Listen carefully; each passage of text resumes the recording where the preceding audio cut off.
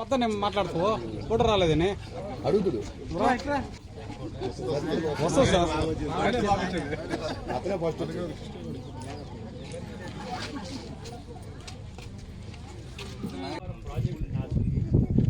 Irrigation project ఒక్కటి కూడా అన్ని విధాల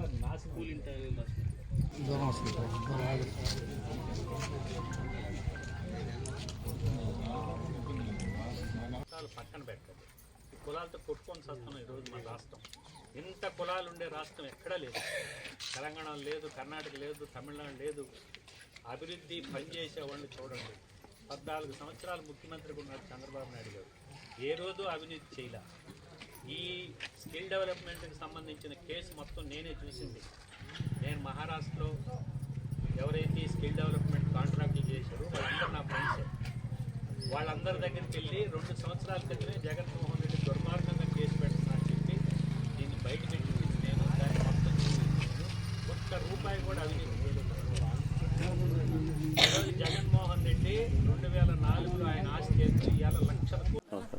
ఈరోజు రాష్ట్రం మొత్తం మీద అంగన్వాడీ వర్కర్స్ ఎవరైతే ఉన్నారో గత 5 రోజుల నుంచి వాళ్ళ న్యాయమైన కోరికలు తీర్చాలని చెప్పేసి రాష్ట్రం మొత్తం ఉధృతంగా వీళ్ళ నిరాహార దీక్షలు నడుస్తున్నాయి.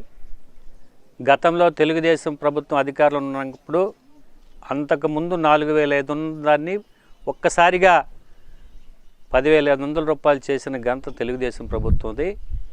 నిన్న అమరావతిలో చంద్రబాబు నాయుడు గారు మీటింగ్లో నేను కూడా ఉన్నాను. రాష్ట్రంలో ఒక 5 నియోజకవర్గాల నుంచి చాలామంది వైసీపీ నాయకులు అక్కడ చేరటానికి వచ్చిన సందర్భంగా కూడా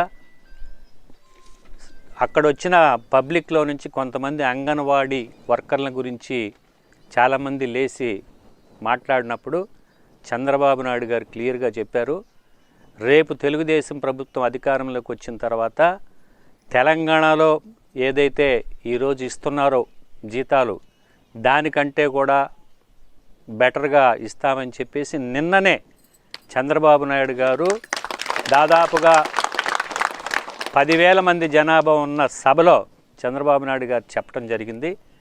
జగన్మోహన్ రెడ్డి పాదయాత్రలో ఆయన ఏం చెప్పాడు, తెలంగాణలో ఎంత ఇస్తున్నారో దాని మీద 1000 ఇస్తా అన్నాడు. అంటే జనాల్ని కన్ఫ్యూజ్ చేసి మాట్లాడతాడు అతను. అవన్నీ మర్చిపోయి ఓ 1000 రూపాయలు పెంచాడు ఆయన. తెలంగాణలో 13,500 ఏదో ఇస్తున్నారు ఇప్పుడు. దాని మీద 1000 అంటే కనీసం వాళ్ళకి 14,500 15,000 ఇవ్వాలి. కానీ అది అన్ని అబద్ధాలే. అన్ని వర్గాల్ని మోసం చేశాడు. సిపిఎస్ ఎవరో వచ్చి సభ జరిగేటప్పుడు ఆయన ప్రచారం పాదయాత్రలో సిపిఎస్ని గురించి మాట్లాడితే అదేముంది బ్రదర్ వారం రోజులు ఇచ్చేస్తాను అని అన్నాడు. ఇప్పుడు 4 సంవత్సరాలు 17 నెలలు 7 నెలలు అయింది. ఇంతవరకు దాని గురించి పట్టించుకోలే. ఈ దుర్మార్గమైన ప్రభుత్వాన్ని అందరినీ మోసం చేసింది ఈ ప్రభుత్వం. ఒక్కసారి అవకాశం అని చెప్పేసి ఓట్లు వేయించుకొని ఏ వర్గాన్నైనా చూడు దారుణంగా ఇబ్బంది పెడుతున్నారు. ఈరోజు జీతాలు ఈయన వచ్చిన 4.5 సంవత్సరంలో ఏ రోజున్నా సక్రంగా 1వ తేదీకి జీతాలు ఇచ్చారా? అదే చంద్రబాబు నాయుడు గారు 14 సంవత్సరాలు ముఖ్యమంత్రిగా ఉంటే 1వ తేదీ రావంగానే ఖచ్చితంగా జీతాలు పడ్డాయి. ఎప్పుడు కూడా జీతాలు లేటు చేసిన దాఖలాలు లేవు. ఈయన వచ్చిన తర్వాత ఏ ఒక్క నెలన్నా సక్రంగా జీతాలు ఇచ్చారంటే అది లేదు. ఈరోజు అంగన్వాడీ వర్కర్లకి వాళ్ళకి టీఏలు కానీ డిఏలు కానీ ఏది ఇవ్వలేదు. దాదాపుగా 2018 నుంచి వాళ్ళ బకాయిలు ఉన్నాయని చెప్పి చెప్తున్నారు. మేమందరం ఈరోజు మేము తెలుగుదేశం పార్టీ తరఫున మేము ఒకటే చెప్తున్నాం, రేపు అధికారంలోకి వచ్చిన తర్వాత ఈరోజు అంగన్వాడీ వర్కర్లు మా దృష్టికి తీసుకొచ్చారు. మేము దీన్ని పార్టీ దృష్టికి బాబు గారి దృష్టికి తీసుకెళ్తాం. ఖచ్చితంగా మీ ధర్మమైన కోరికల్ని రేపు అధికారంలో ఇంకా 3 నెలలే ఉండేది. 3 నెలల తర్వాత ఈ దుర్మార్గ ప్రభుత్వం పోతుంది. తెలుగుదేశం పార్టీ అధికారంలో రాగానే ఖచ్చితంగా వీళ్ళ న్యాయమైన కోరికలను కూడా తీరుస్తామని చెప్పి సందర్భంగా తెలియజేస్తున్నాం. ఏమీ లేకుండా నీ ఇష్టాల ప్రకారం మాకు రూపాయి ఇచ్చి నువ్వు 10 రూపాయలు మా నెత్తినేస్తున్నావు. అందుకనే ఈ దుర్మార్గ పరిపాలన పోవాలి.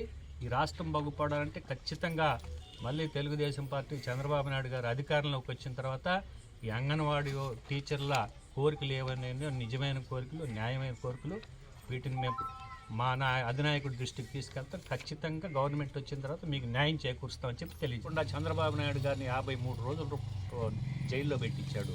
ఇంతవరకు తప్పు ఏందో తేల్చలా. అంటే ఎంత అరాచకమైన అంటే రాచరిక పాలన కూడా ఇలాంటి సందర్భాలు మనం ఎక్కడ కథల్లో కూడా స్టోరీల్లో కూడా చూడని దుర్మార్గమైన ప్రభుత్వం ఇది అన్యాయము.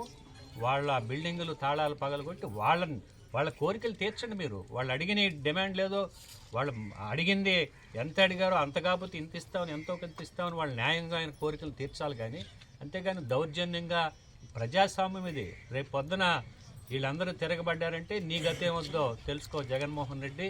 ఇది చాలా దుర్మార్గమైన చర్య. దీన్ని మేము పూర్తిగా ఖండిస్తున్నాం. ఈరోజు ప్రజలందరూ కూడా రాష్ట్రంలో ఎప్పుడెప్పుడు ఎలక్షన్లు వస్తాయో ఈ దుర్మార్గుడిని దించాలని చెప్పి ఆలోచిస్తున్నారు.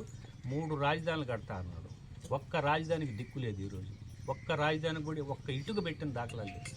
అదే వైసీపీ అధికారంలోకి వచ్చినప్పుడు వాళ్ళ మంత్రులు కానీ వాళ్ళందరూ ఏం మాట్లాడారు? 5 ఏళ్ళు నువ్వేం చేసావన్నారు. సిగ్గుండాలి మీకు. 34,000 ఎకరాలు వాలంటీర్గా చంద్రబాబు నాయుడు గారి మీద నమ్మకం మీద రైతులు పొలాలు ఇస్తే ఈరోజు అసెంబ్లీ ఎవరు కట్టిన అసెంబ్లీ? నువ్వు అసెంబ్లీ పెట్టుకుంటున్నావు. సెక్రటేరియట్ ఎక్కడ ఉంది? ఎవరు కట్టించారు? హైకోర్టు ఎవరు కట్టించారు? మంత్రులు బిల్డింగ్లు ఎవరు కట్టించారు? ఇవన్నీ ఎవరు? క్యాబినెట్ మీటింగ్ ఎక్కడ పెడుతున్నావు నువ్వు? ఇవన్నీ ఎవరు చేశారు? చంద్రబాబు నాయుడు గారు చేశారు. అమరావతిలో రోడ్లు వేశారు. ఈరోజు నిజంగా అమరావతి పోతే కడుపు మండిపోతుంది. దారుణంగా 10,000 కోట్లు ఖర్చు పెట్టారు. 10,000 కోట్లు ఖర్చు పెడితే మీ నాయన సొమ్మది. 10,000 కోట్లు ప్రజల సొమ్మది. ఏ విధంగా నీకు ఒక్కటే తెలుసు, బటన్ నొక్కటం. బటన్ నొక్కినందువల్ల ఇక్కడుండే ఎవరికైతే నువ్వు డబ్బులు ఇస్తున్నావో బటన్ నొక్కి వాళ్ళ లైఫ్ స్టైల్ ఏమన్నా మారిందా? ఈరోజు అంగన్వాడీ టీచర్లు వాళ్ళు ధర్మంగా వాళ్ళు అడుగుతున్నారు. ఈరోజు మార్కెట్లో నీకు కూరగాయలు కానీ, నిత్యావసర ధరలు కానీ, కరెంటు బిల్లులు కానీ ఇవన్నీ విపరీతంగా రేట్లు పెంచేసావు నువ్వు. రేట్లు పెంచిన తర్వాత వాళ్ళ జీతాలు పెంచాలా లేదా? ఈరోజు ఒకటే గుర్తుపెట్టుకోండి, డీజిల్ రేట్ ఉంది. మన చుట్టుపక్కల రాష్ట్రాల్లో చూసుకోండి, తమిళనాడు కానీ, కర్ణాటక కానీ, ఎక్కడైనా చూసుకోండి, అన్నిటికంటే 10 నుంచి 12 రూపాయల రేటు మన రాష్ట్రంలో రేటు ఉంది డీజిల్. నువ్వేమో రేట్లు మొత్తం పెంచేసావు. ఏడాది బటన్ నొక్కి నువ్వు 5,000 10,000 ఇచ్చేస్తే జనాల లైఫ్ స్టైల్ మొత్తం మారిపోద్దా? అంటే ఏమన్నా స్కూటర్ ఉండేవాడు ఆ కారు కొనుక్కున్నాడా? లేకపోతే 2 ఎకరాలు ఉండేవాడు ఏమన్నా 4 ఎకరాలు కొనుక్కున్నాడా? ఏమైంది నీ వల్ల? ఈ బటన్ నొక్కినందువల్ల ఉద్యోగాలు లేవు. ఈరోజు యువత ఉద్యోగాలు కావాలంటే ఎక్కడికి పోవాలి? మెడ్రాస్కో, బెంగళూరుకో, హైదరాబాద్కో పోవాల్సి వచ్చిన పరిస్థితి. అదే అమరావతి రాజధాని కట్టుకుంటే మన రాజుల్లో మన పిల్లలకి మనకే ఉద్యోగాలు వచ్చి ఉండే. ఈరోజు రాష్ట్రాన్ని అప్పుల్లో ముంచేశావు. దాదాపు 12 లక్షల కోట్లు అప్పు చేశావు. నీకు నెలకి ఇంట్రెస్ట్లు కానీ, జీతాలు కానీ, పెన్షన్లు కానీ 14,000 కోట్లు కావాలి. మన రాష్ట్రంలో వచ్చే ఆదాయం 12,000 కోట్లు. ప్రతి నెల 2,000 కోట్లు అప్పు చేయాల్సి వస్తుంది. ఈ అప్పంతా ఎవడు కడతాడు? మరిన్ని వీడియోస్ కోసం ఛానల్ ని సబ్స్క్రైబ్ చేయండి. లేటెస్ట్ అప్డేట్స్ కోసం వాట్సాప్ ఛానల్ ని ఫాలో చేయండి. అండ్ లింక్ డిస్క్రిప్షన్ లో ఉంది.